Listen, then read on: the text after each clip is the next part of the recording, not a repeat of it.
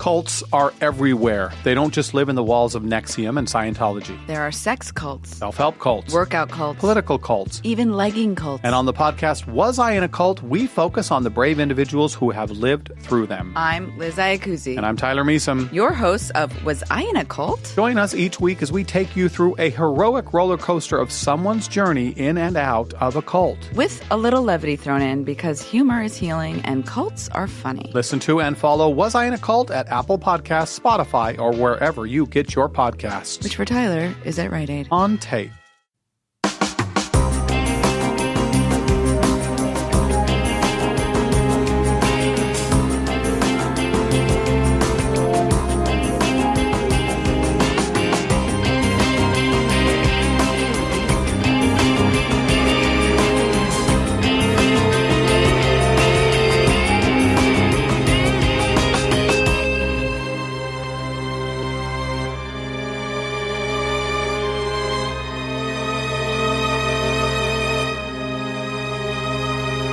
Hello, everyone, and welcome to episode 370 of the True Crime All the Time Unsolved podcast. I'm Mike Ferguson, and with me, as always, is my partner in true crime, Mike Gibson. Gibby, how are you? Hey, I'm doing good. How about you? I'm doing very well. Having a great week.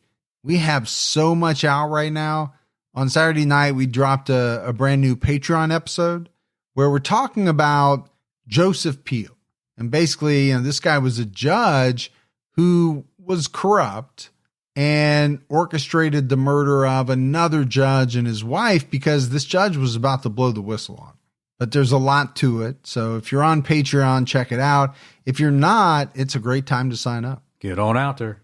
We also have a new episode out on True Crime All the Time, where we're talking about the murder of Phil Hartman by his wife, Bryn. And this is a case that I've been wanting to do for a long time.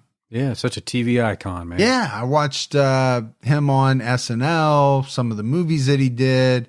I just always thought he was a great actor. So we go through, his life and kind of the turbulence that led up to this murder-suicide. Let's go ahead and give our Patreon shout-outs. We had Vance Bailey jump up to our highest level. Hey, thanks, Vance. Abby. What's going on, Abby? Elaine Ahern. Oh, thanks, Elaine. Christina Frisch. Hey, Frisch. Deanna Sambuki. I like that sambuki. Sounds like a great dish, doesn't it? Yeah, well, earlier on Patreon, I kind of, some reason was thinking it was that ice machine. Yeah, that's a Zamboni. Yeah, I was off That's a little not bit. even close. I was off a little bit. Danny Smith. What's up, Danny? Marsha Weston. Hey, Marsha. Alexander Sanderson. What's up, Sanderson? Morgan Horton jumped out at our highest level. I like that, Morgan, the way they spelled that name. With a Y? Yeah. Yeah, it is pretty cool. Yeah. And last but not least, Samantha Wright. Hey, if you know what, you ain't wrong if you're right. And if we go back into the vault, this week we selected D. Just a simple D. Just D. Just D. We also had some great PayPal donations, a very large one from Annie Taniguchi. Hey, Taniguchi. And Neely Grafton. Oh, thanks, Grafton. Yeah, so thanks to everyone who supports the show. We appreciate it. All right, buddy, are you ready to get into this episode of True Crime All the Time Unsolved? I am ready. We're talking about the disappearance of Shelton Sanders. 25-year-old Shelton Sanders disappeared from Columbia, South Carolina on June 19th, 2001. At the time of his disappearance, Shelton was out with his friend Mark Richardson. Years later, Richardson was charged with murder. After making incriminating statements, he went to trial but was acquitted due to a lack of evidence. Over 20 years later, Shelton is presumed dead, but his body has never been found. So we have a lot here to unpack. Shelton Sanders lived in a small town called Rembert, South Carolina. He came from a well-known family. His father, William, was a county magistrate. Several of Shelton's family members worked in politics or the local judicial system. Kind of had a similar situation on the Patreon episode. Yeah, I was just thinking about that. Kind of small town, generational lineage of judges and mayors and politicians. You said it kind of reminded you of the the Murdoch It did. family.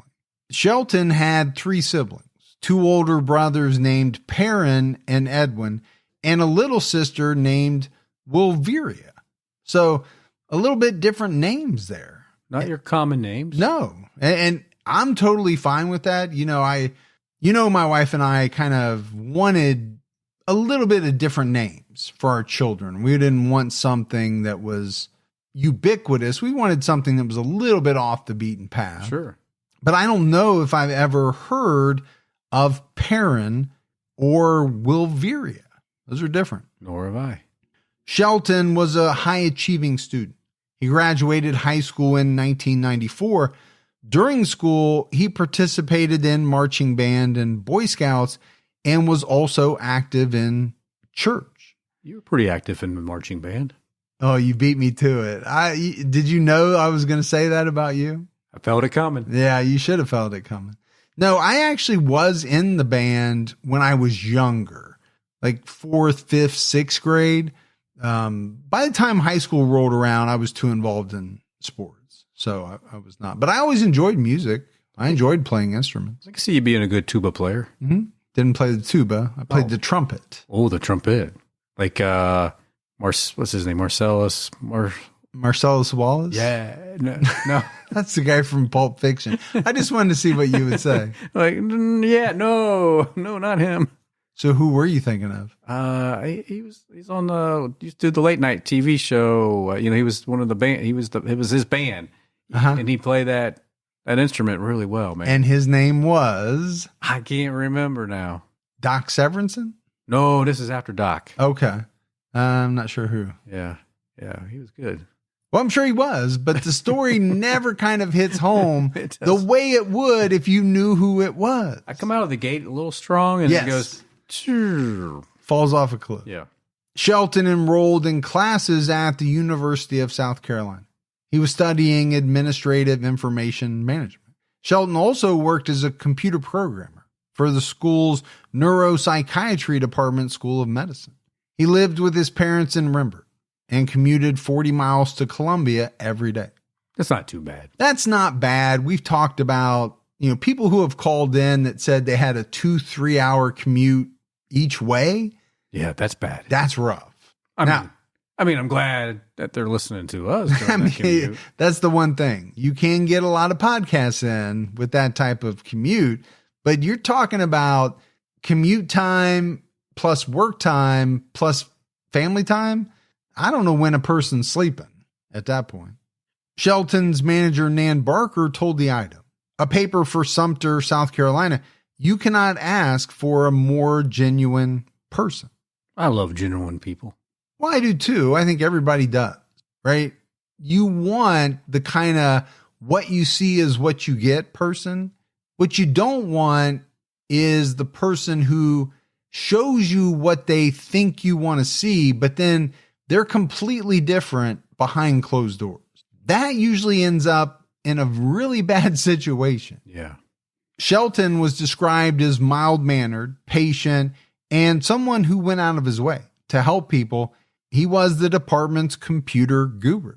You know what I was never? The department's computer guru. Yeah. Every morning when we started work, I had to come over and show you how to turn yours on. That's how bad it was. I didn't know there was a little switch. According to his sister, Wolveria, Shelton wanted to own a computer programmer consulting business. He also wanted to get married, have children, and raise cattle. So, again, we're hearing all these amazing things about Shelton Sanders, how good of a person he was, but he also sounds like a guy who had a really defined plan for himself. He sounded ambitious. Yeah, ambitious, wanted to get married, have children, and even specifically raise cattle.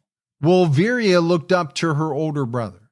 She recalled how Shelton taught her about music and taught her how to box so that she could stand up for herself. When Shelton was home, he helped his parents with cooking and cleaning. He never stayed away from home for long periods of time, and he called his mom to tell her when he would be home late because he didn't want her to worry. So that's a good kid. Yeah. I mean, cooking, cleaning, You know, a lot of people listening probably have kids like this. Some of you don't. I think a lot of you probably don't. I remember it was tough to get my kids to clean up. Yeah. You know? But then I'd run into their friends' parents, and their friends' parents were like, oh, well, they're such great kids. They help me clean up after dinner. You know, they're doing this, and they're helping me out in the yard work.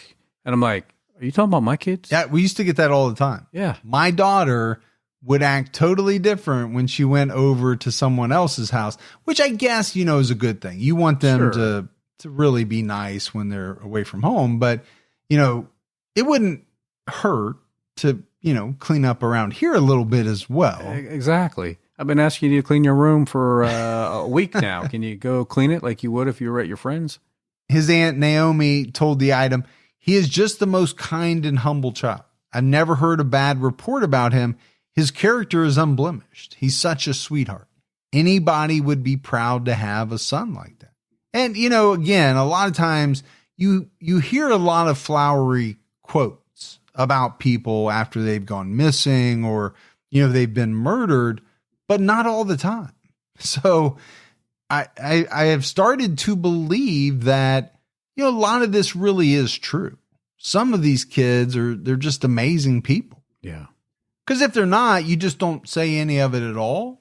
Or, as we've heard in some of the episodes, you kind of lay the truth out there. That's true. Shelton had a bright future ahead of him. He was on track to graduate in December 2001. Shelton's mother, Peggy, thought the university would have offered him a full-time job. Before he disappeared, Shelton set up a website that was published by the Department of Neuropsychiatry and Behavioral Science. He wrote about his resume and his goals for the future. Shelton wrote per the item, my goals are to finish college and receive a degree in administrative information management. Beyond college, I would like to work for a company for 3 years. Then I would like to start and run my own computer company. Very defined. I'm telling you, this is a kid who really had a path kind of laid out for himself. And I don't know if that's the norm. It wasn't for me. I thought I knew what I wanted to do until I started doing it when I was in college. And I think a lot of kids are like that. You get to college, you think you want to try something. Then you realize you either don't like it or, you know, whatever it is. Sounded like he knew from the beginning what he wanted. He liked it. And he even had plans for after college. Well, let's be fair. What you were trying to do and thought that would be financially rewarding for yourself was illegal. Doing fake photo IDs and running cable TV scams. There was some of that. Yeah, that wasn't the right path for you. Yeah, my college years were more like Van Wilder than probably anything else. Yeah. A week before Shelton went missing, he hugged his father and said, Dad, I am going to make you very proud of me. He told his dad he was going to start his own company and had applied for a small business loan. And I'm sure his dad was already proud of him, but he was going to try to make him even more proud. You know, I really root for people like this, goal-oriented, really going out there and doing it. Yeah. And that seems like the type of person that Shelton was. The day before he disappeared, Shelton spent the afternoon doing yard work for a neighbor. June 19th, 2001 was a normal day.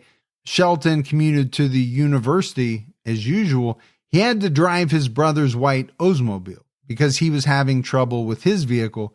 He attended classes and then went to work. Shelton planned to be out later than normal. At the time of his disappearance, he was helping a friend plan a bachelor party and was going to go around the city to check out different hotels and make a reservation for the group. Shelton's former roommate and friend, Mark Richardson, volunteered to go with him. Shelton called his mother, Peggy, around 8:30 p.m. to tell her he was going to be out late. But Shelton never came home that night. According to the Sumter County Sheriff's Department, Shelton and Mark were seen at Wellesley Inns and Suites in Columbia around 9:30 p.m. They were last seen at the Embassy Suites in Columbia at 9:51 p.m. and then at the Residence Inn just after 10. They returned to Mark's home on Olympia Avenue between 11 and 11:30 p.m. Around that time, a neighbor heard 3 gunshots coming from the direction of Mark's place. The neighbor walked over to see what happened, and Mark told her everything was fine. He claimed his car backfired. Now, obviously, we know that this is going to come up big. Sure. Later on. But we've also talked about, hearing things as a neighbor, right? You hear something down the street or maybe even next door, a couple doors down, pops. Does it sound like a gunshot? Maybe. Could it be a car backfiring? Maybe. Potentially. I kind of personally think that I know what a gunshot sounds like, but I don't know that everybody does.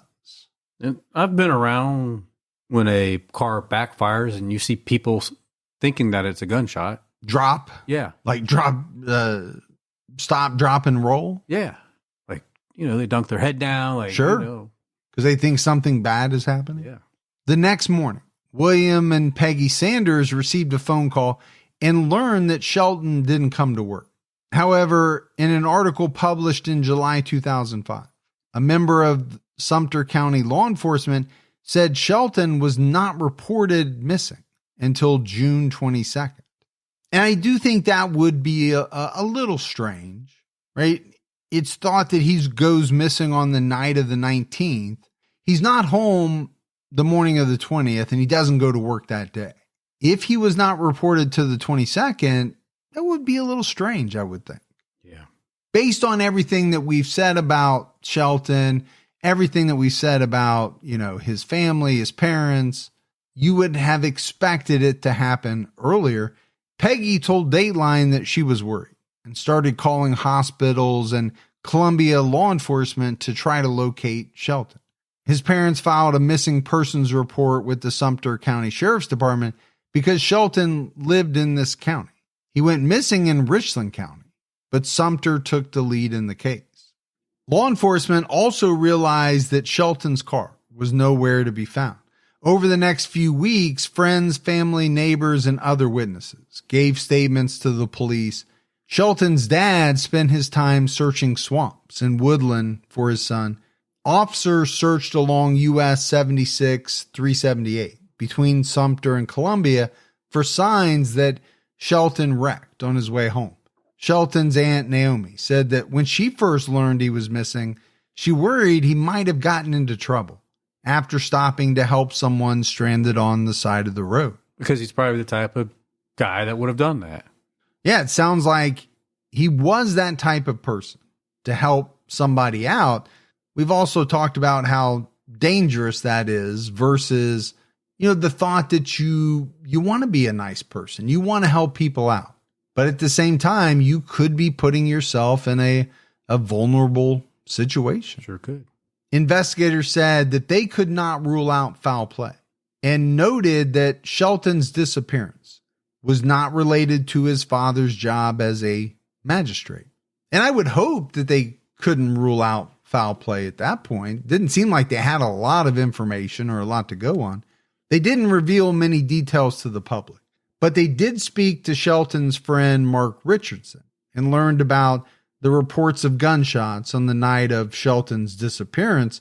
Phone records indicated that Shelton had not used his cell since he called his parents to tell them he was going to be late. He had also not used his credit cards.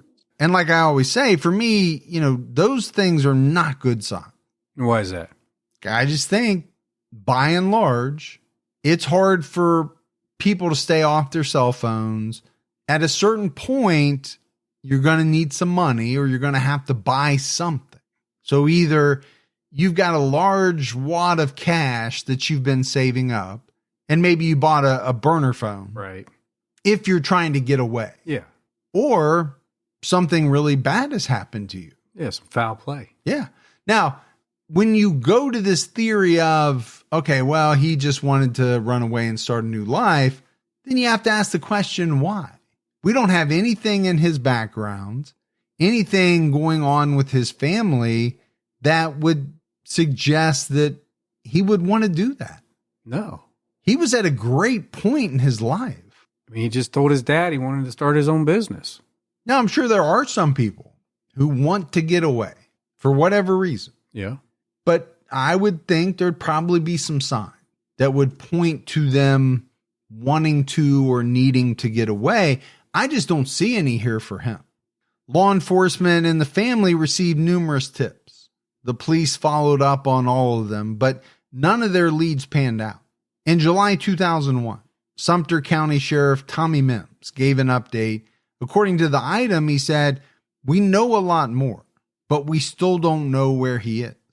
We know a lot more about his activities and associates. We don't have the answer to the most important question. Where is Shelton?" And it is a big question. You know, even if they had information, right, that would lead them to believe Shelton is dead, finding his body would still be of paramount importance. Oh, absolutely. And we know how difficult it is in most jurisdictions to prosecute a nobody case. Yeah, body definitely would make it a whole lot easier to bring a case forward. Well, you know, the first thing the defense is going to do is put it out there. How do you know that this person is even deceased? Right. Because you don't have a body. Not to mention the fact that you wouldn't be able to determine cause of death. You wouldn't be able to get any evidence, if there is any, from the body. Later that month, the police announced they were focusing their efforts on locating Shelton's missing car. The police said they had not ruled out foul play, but were not leaning towards that theory at the time. And to me, that's an interesting statement. We're not ruling it out, but we're not leaning towards it. So it sounds like they're feeling like it's something else besides foul play, right? Well, they said they're not leaning towards it, and that would lead me to believe that they just don't have enough evidence to lean that way. On the 1-year anniversary of Shelton's disappearance, Major Gary Metz told the public there were several different stories being told. We can confirm that he was there at the hotel, and that's about it. Everything after that is hearsay. It makes it tough to investigate. There's not a lot to go on. Now, I'm sure they're vetting all of this out, but it's just stories. It's just hearsay. Shelton's case received little press outside of South Carolina, but in 2004, MSNBC did an investigation into media coverage of missing persons cases, which highlighted the disproportionate attention news outlets give to missing young white women. And that's something that you and I have been talking about for years. It's been proven out with statistical data that those cases receive much more media attention. And with Shelton being a young black man, I think they're trying to say he's not getting the fair attention that his case should be getting. Well, yeah, I definitely think race plays a factor. I wonder how much gender plays a factor. It's a good point. You know, do missing white women receive more coverage than missing white men? I don't know the answer to that. I do know that they receive more coverage than missing black women. Yeah. I'm assuming that missing black men probably receive the least coverage of all. I would tend to agree with that. In July 2005, investigators revealed that they deliberately withheld a major development in the case. Shelton's car had been found. On April 26, 2003, Shelton's 1988 Oldsmobile Regency was found backed into a parking space at the Greenbrier apartment complex in Columbia. The apartment complex was several miles away from where he was last seen, near the Columbia Place Mall. It appeared that the vehicle had been there since Shelton disappeared. So let's break this down a little bit.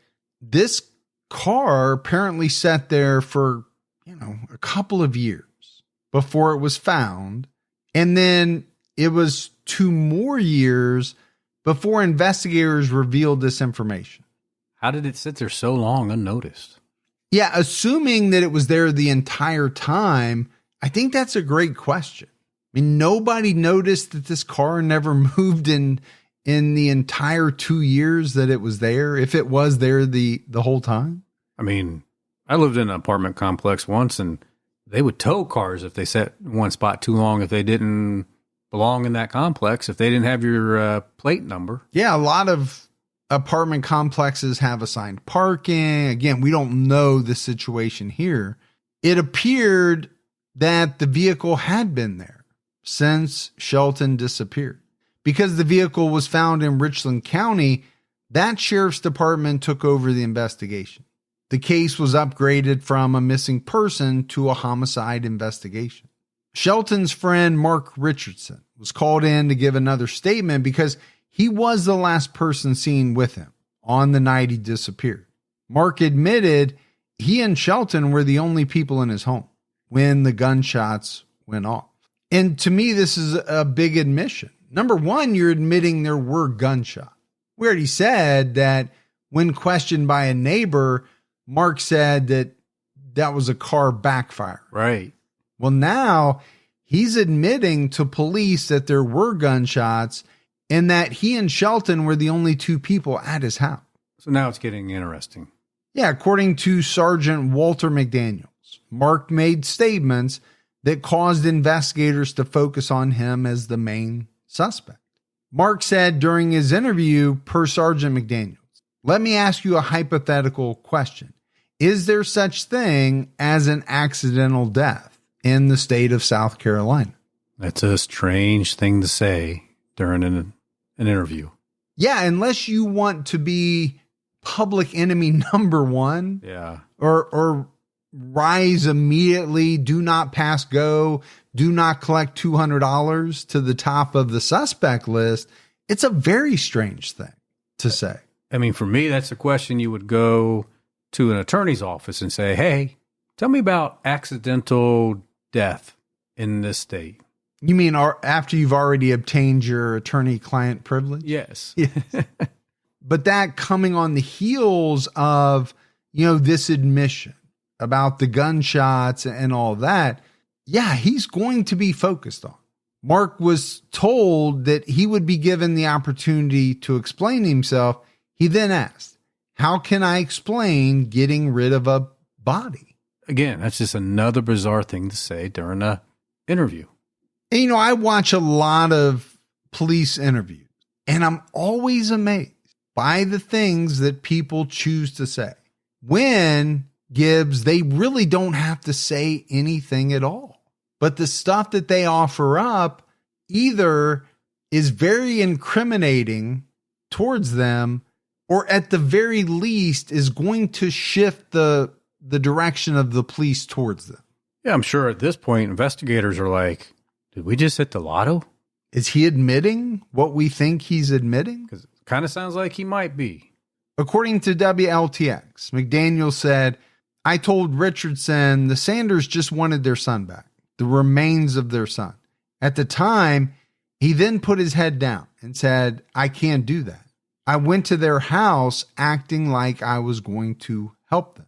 Mark became frustrated at this point. He said he helped look for Shelton, but refused to say anything else to the police. Okay, you probably should have stopped 2 or 3 statements before that, but investigators checked his phone records using triangulation. They were able to place him in the area where Shelton's car was found on the night he went missing, not long after the gunshots were heard.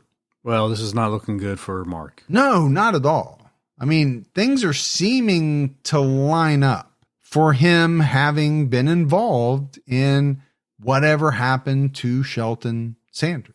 And on October 5th, 2005, 30-year-old Mark Richardson was arrested and charged with murder. The arrest warrant stated that Mark shot and killed Shelton, and that he admitted to being the only person with Shelton in the home when neighbors heard a series of gunshots. Investigators believe that after the shooting, he drove Shelton's vehicle to the apartment complex and abandoned it. Authorities didn't have a clear motive. However, Mark had expressed in detail his desire to kill one of his friends. Witnesses signed sworn statements attesting to this. Imagine how upset Shelton's family were to find out this was one of his friends. Yeah, obviously they're going to be upset, but are they also going to have, should I say, a little bit of hope that maybe finally there might be a resolution and they're going to find out what happened to their son? Now, they don't want to find out the worst, but you got to think at some point, Gibbs, this many years on, they want to know. Whatever the answer is, they want to know. But I want to talk about multiple people signing affidavits stating that Mark had said he wanted to kill one of his friends. Was this one person in particular or just generally one of his friends? Yeah. Because I think if you're one of his friends hearing this, okay, we're probably not going to be seeing each other as much. I would say you'd want to distance yourself right away. In October 2005, William Sanders spoke to the item and explained that the family kept quiet for so long because they didn't want to jeopardize the investigation. He added, "We have shied away from talking to newspapers and television stations. We want to shield our family from any dangers that might be out there. We're dealing with so many unknowns. Our son disappeared in the night. This puts you in defensive mode. We have elected to remain silent to protect our children." And I completely understand this way of thinking. Yeah, on the one hand, you probably do want to get in front of news cameras and talk to papers and just get the story out there, keep the story out there because you want to find your son or find out what happened to him.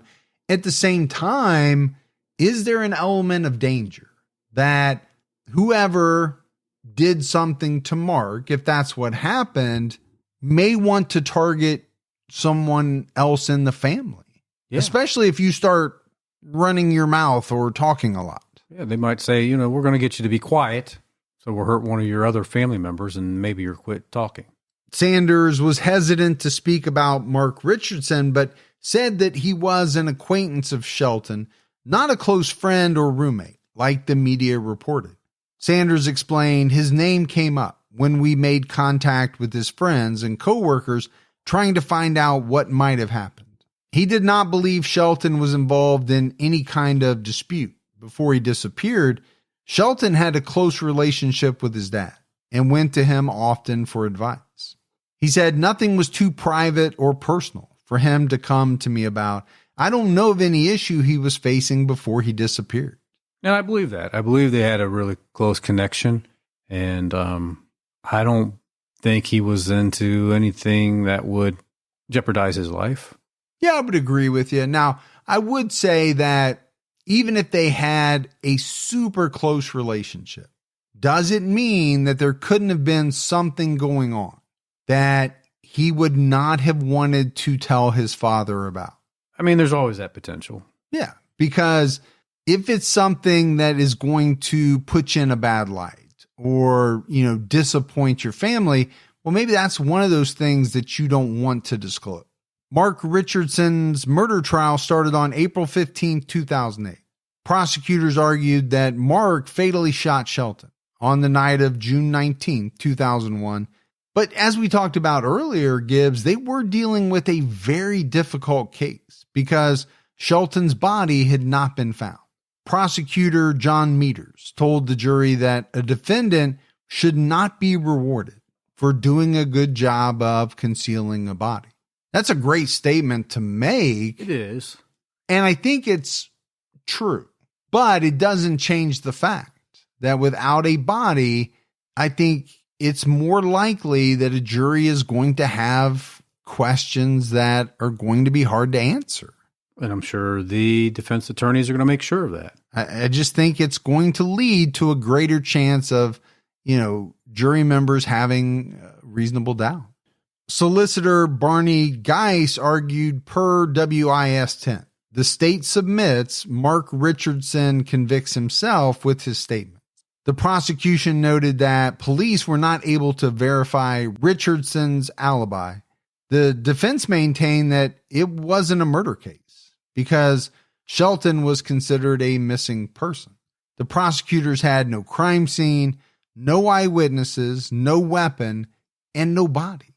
No weapons, blood, or other forensic evidence was found when the police searched Richardson's home and car or the recovered vehicle. It's a tough way to go. It's an uphill climb, right? I think on the part of the prosecution, many cases that we talk about on True Crime All the Time, we're really kind of diving into what you would call a mountain of evidence, right? It just keeps piling up and piling up against a defendant. I don't think that's what we have here. I mean, let's just break down the search of Richardson's home and car and Shelton's car. If the prosecution's theory is that Mark Richardson shot Shelton Sanders inside his home, wouldn't there be an expectation that they would find some evidence of that? Absolutely. So the absence of that, how is that going to play with the jury? I think it's going to be tough. Really tough. The state called on Mark Richardson's former neighbor, Friedna Wessinger, who testified about hearing 3, what she called very repetitive gunshots on the night of June 19, 2001. Shelton's father testified that he called Mark a few days after Shelton went missing. In their first phone conversation on June 25th, Mark explained that Shelton met him at a hotel in Columbia, which they were checking out for the upcoming bachelor party. Richardson was swearing repeatedly during the conversation, and Sanders at one point told him to calm down. Mark was angry and said he wouldn't talk to him because he was a judge. And, when I read that, I thought that was very strange. You have a father calling about his son, your friend of some degree, and you're going to start swearing at him. I found that very odd. It is strange. Mark came to the Sanders home the following day and told a different story about how he and Shelton met up on June 19th. Mark had to be escorted off the property. Oh, so a little heated, it sounds like. Well, if you're Shelton's dad, at a certain point, are you going to start to get upset? You're trying to have a conversation with this guy on the phone. He's cussing. And then he comes to the house and starts doing the flip-flop thing with his story. I can see how the patience is probably thin already. Emotions are running high. And now your BS meter is probably shooting off through the roof. Sure. Next, the sheriff's deputy who found Shelton's car while on patrol described how it was dirty, with flat tires and a weathered beer bottle in the back. I just think it's strange that it sat there so long. Well, it's going to have flat tires, you would think, over a couple of years. A former tenant of the Greenbrier apartment said the car was parked below his unit for some time. At first, he thought it was suspicious, but then it just kind of became part of the landscape. That's what he said. No reason to call the authorities and have them check it out. It looks just, it's just here. Well, how much of that, Gibbs, though, is you see something, you don't know what it means. Yeah. Is it maybe a little suspicious? Yeah, but does it rise to the level of, well, I should call the police? And I think for a lot of people, it doesn't. And then after that, you're just seeing it day after day, and you're probably not giving it a second thought anymore. It's just part of the, like this individual said, part of the landscape. Sumter County Major Perry Harrod testified that when he and an investigator approached Mark Richardson at his workplace, his first words were, "I didn't kill anybody." It's always such a weird thing to say. You see it in the movies, and you heard it, in other cases, I didn't do it. I didn't kill anybody. It wasn't me. You make it sound like maybe it was. Or maybe you should first find out what those people are here to talk to you about. Sorry, sir. We were just here to tell you that somebody bumped into your car out in the parking lot. But let's go back to this you didn't kill anybody thing. On June 27, 2003, investigators followed Richardson to his home. He said they could have a look around, but not search. Investigators found a Glock 45 caliber handgun under his pillow. Mark explained that he had it for personal protection. He then told the investigators not to come back without a warrant. So let's first talk about the phrase, you can look around, but not search. Yeah, that's kind of a strange thing to say. I would just say no. It's either yes or no. Yeah. Because once they're inside, what does looking around constitute? Yeah, now you're going to get into what, the definition of looking around. The police obtained a search warrant and seized the gun. Mark was questioned again about what he knew about Shelton's disappearance. The defense pointed out that no incriminating evidence was found in his home and no one searched his vehicle. The next witness was Ross Bridges, who testified that Shelton stopped by his apartment, either on the day of his disappearance or the day before, with a bouquet of flowers, which he planned on giving to a girl. Shelton took the flowers with him when he left Bridges' place. He drove off in a white car, which was different from his normal vehicle. An investigator testified that Shelton's flower bouquet was in the vehicle when it was found in 2003. Investigator Ray Livingston testified that there was an oil stain under the vehicle, and when it was moved, there were black spots where the tires had been. This indicated it had been there for months, possibly as long as Shelton had been missing. And I would say that's a pretty good bet. You talk about tires going flat. Could that happen in a matter of months? Yeah, maybe, but probably it took much longer. Yeah. I mean, the car definitely was sitting there for a long time. The defense argued that the scene was contaminated because investigators touched the door handles before dusting for prints, and no one tested the oil stain to make sure it came from the vehicle. However, investigators had said that exposure to the elements and the passage of time destroyed evidence. And again, I'm no forensic expert, but I would think if a car was sitting outside for 4 years or 2 years or whatever it was, not sure you're getting any prints off the door handle at that point. Probably unlikely, but does it hurt to make the attempt? No, I get your point. It doesn't. But I mean, think about how many rainstorms and all the different types of weather that car would have been subject to. I do think it would have been pretty tough. The defense also pointed out that no forensic evidence was found linking Mark Richardson or Shelton to the vehicle, even though numerous items were swapped. The prosecutor pulled out a black backpack that was found in the vehicle and asked, does this connect Shelton to the car? The state focused on 2 calls made by Richardson that occurred around 12:49 a.m. on June 20th, 2001. The calls went to a cell tower that indicated a strong possibility he was near the Greenbrier apartments. A radio frequency engineer testified that the last time a call was generated from Shelton's phone was June 19, 2001, at 9:07 p.m. in downtown Columbia. When questioned by the defense, he said his records only went through June 19th.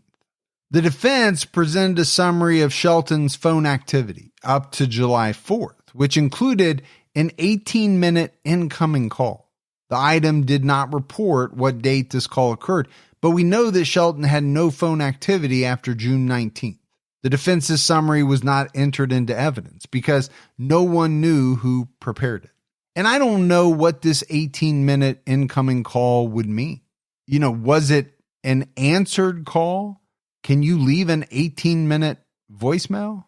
Or was this someone who had Shelton's phone, called it to kind of make this log of this 18-minute call? That's a strong possibility.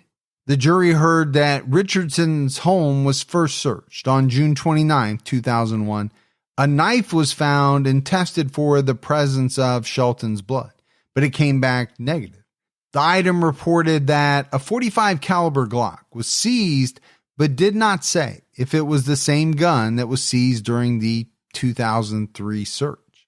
Investigators did not know if it was the murder weapon because they didn't have a body. That's a problem. It really is, on a number of different levels. Former friends testified that Mark was paranoid and suspicious of others around the time of Shelton's disappearance. According to local outlet WIS-10, Mark's former friend Wesley Young testified that he was scary. Like I said, he made it seem like individuals were out to get him. Like we had some type of like hidden agenda. And what is it with this younger generation that can't help but use the word like 15 times in a sentence? That's a lot of likes. It is. My daughters do it too. Well, like I was going to say, like, because sometimes, like, you don't want to use the word like, you know what I mean? Mm-hmm. Yeah. Actually, even with all the likes, that's one of the most coherent sentences that you've said in a long time. That's so wrong. So wrong. But I like it. Another witness said that around the time Shelton disappeared, Mark called him to ask if he was interested in buying a .38 caliber handgun. So, you've got a lot of testimony here. You have witnesses. It doesn't make Mark look great. No. But I think if you're the prosecution, you can't be feeling great at this point about your evidence. No. You need that body. There's no way to know if he was killed, how it happened. If he was shot, there's no way to tell what caliber, right? They seized a .45 caliber, but what good does that do you when you can't prove that a .45 caliber was used? Doesn't do anything for you. You search the home and can't provide any evidence that Shelton's blood was found in there, wasn't found on a knife. I'm just picturing myself on the jury. I would be having a tough time, I think, at this point. Yeah, same here. I don't know how you could convict somebody based on what they laid out in front of you right now. Now, you might think this person's guilty all day long, but to honestly say that you don't have reasonable doubt, I do think that would be pretty tough. It would be. Both sides presented closing arguments, and the jury went into deliberation. On April 21st, 2008, the jury was unable to reach a verdict, and the judge declared a mistrial. 7 jurors voted guilty, and 5 voted not guilty. Mark's defense attorney said, per WIS-10, the verdict is a disappointment for everyone involved. Both families wanted closure. Anytime a person accused of a crime comes out of court without a guilty verdict, the defendant feels a great sense of relief. And we talked about a lot of evidence. Obviously, we don't have every single piece of evidence or every witness statement from the trial, but I was a little bit surprised that the vote came out the way it did. There were 7 people who voted guilty. And my assumption, Gibbs, is it has to be pretty much based on Mark's own statements, coupled with the neighbor hearing gunshots, him saying there was gunshots, there was nobody else but he and Shelton at the home, and this hypothetical question. Is there such thing as an accidental death in the state of California? Also, him saying or asking, how can I explain getting rid of a body? And I really do think that prosecutors going into this, they even said that Mark's statements will convict him. Yeah. And I think they relied heavily on that. And there probably were some jurors, it does sound like there were, that were swayed by that.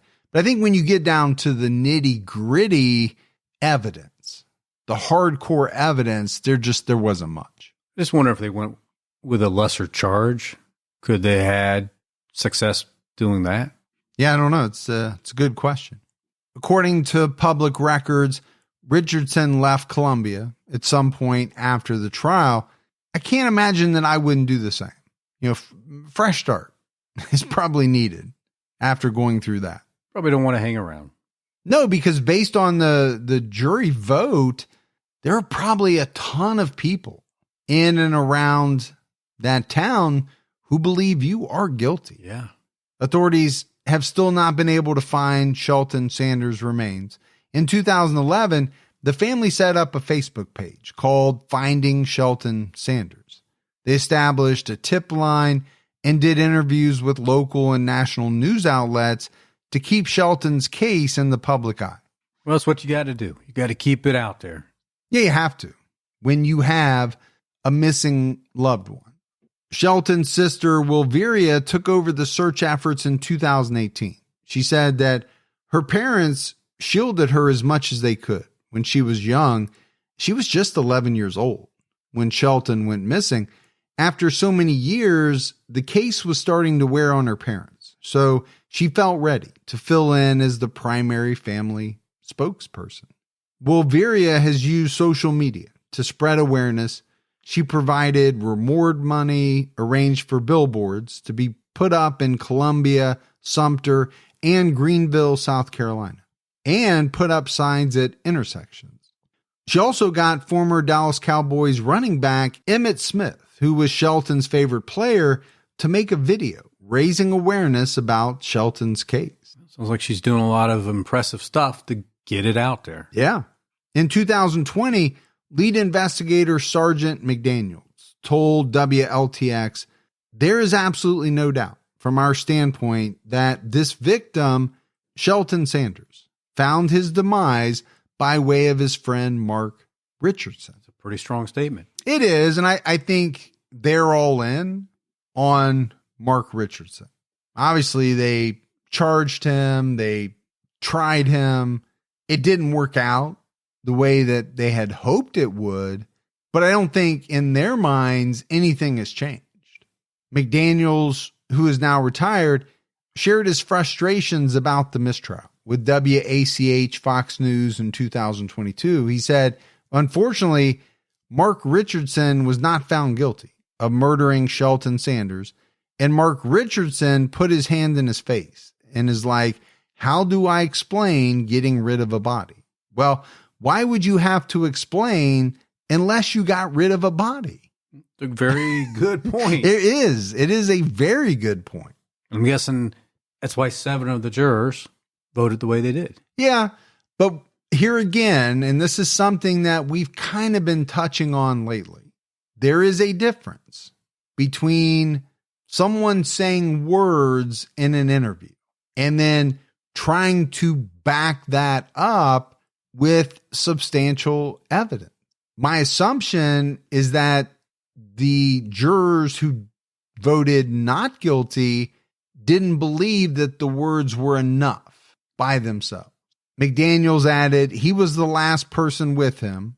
Gunshots were heard at his house by a credible witness. So why would you need to explain that? All the evidence points to Mark Richardson. And I would say that is a pretty true statement. All the evidence does point towards Mark Richardson. The question is there enough evidence pointing towards him to prove beyond a reasonable doubt that he killed Shelton Sanders? That's the big question. Yeah. And I think, the last trial answered that. At least for that jury. Sure. They could not come to a unanimous decision. And there were 5 people. It wasn't like there was just one holdout. There were 5 people who voted not guilty. In June 2021, dozens of people gathered to raise awareness for Shelton's case. On the 20th anniversary of his disappearance, former Sergeant McDaniels told Dateline he was hopeful the case would be solved soon. Investigators believe they have the evidence to take Mark Richardson back to court. According to Dateline, he is the only suspect at this time. However, both investigators and the family believe others know something about what happened to Shelton. Wilveria Sanders told Dateline, "We've forgiven anyone who's had any dealings with the murder or disappearance of my brother. We just want to bring him home to a proper burial spot where he belongs."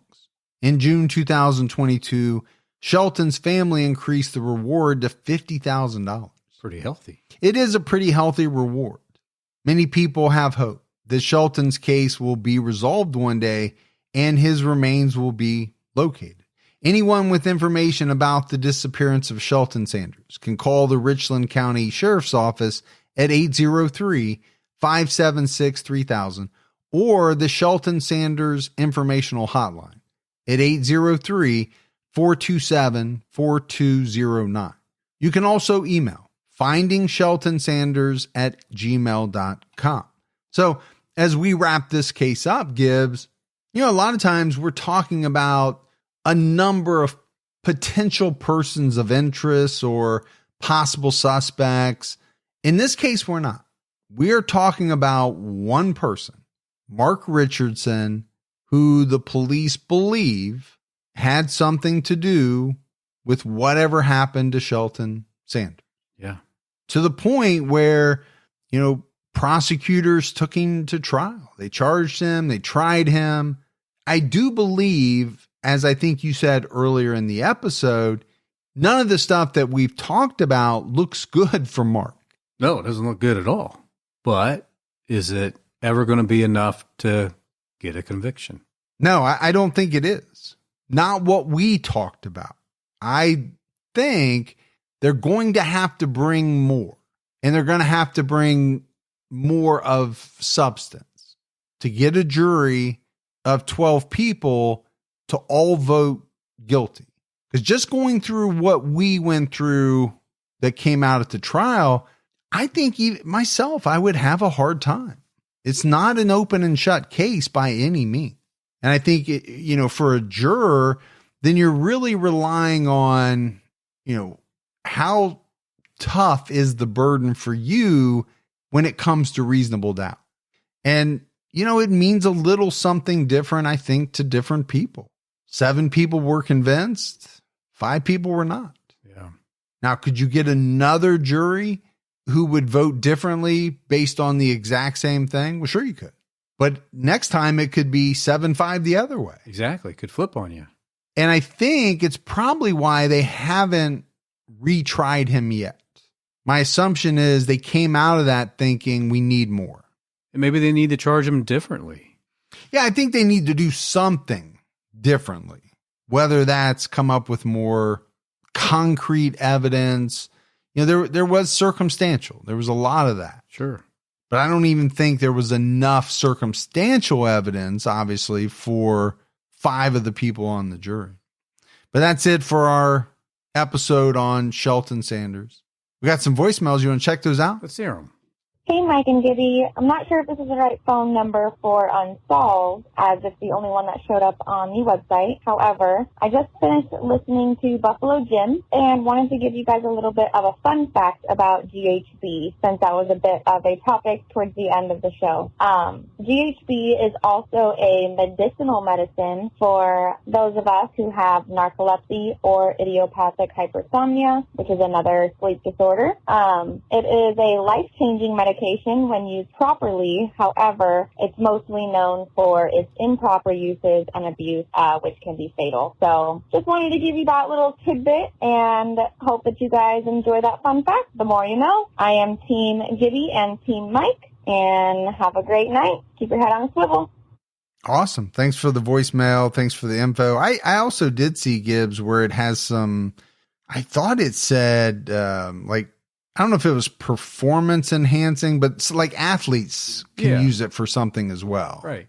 So it does have some legitimate uses, which a lot of drugs do, but then it can be used in a way, in which it's not supposed to be. Improperly. Yeah. I like the way that she spelled it out. I did too. And she was Team Gibby first. Hey guys, I just listened to the Buffalo Jim episode on TCAT Unsolved. And y'all said in there that apparently there's a lot of money that goes into strip clubs.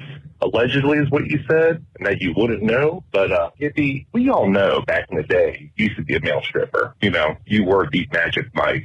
So either you were lying to us, or you got something that you're not telling us. You're covering something up. I'm on to you, Gibby. I think the funniest part of that one is he said back in the day. Like he thinks on the weekends you're still not out there doing it. Hey, gotta do what I gotta do. Now your fans have maybe moved into a different demographic. Maybe. But the show is pretty much the same from what I've heard. Yeah, just a slower pace. The reviews on Yelp are not quite what they used to be, but I can't pull the backflips off like I used to. And the splits. The splits. And when I do go down, it takes me a little bit longer to get back up. Yeah, it's rough. Man. Yeah. I have a feeling you'll be out there with a walker, just doing a show, however you have to improvise. Shake and bake. Oh, yeah. I think on that note, we will definitely get out. That is another episode of True Crime All the Time Unsolved. So for Mike and Gibby, stay safe and keep your own time ticking.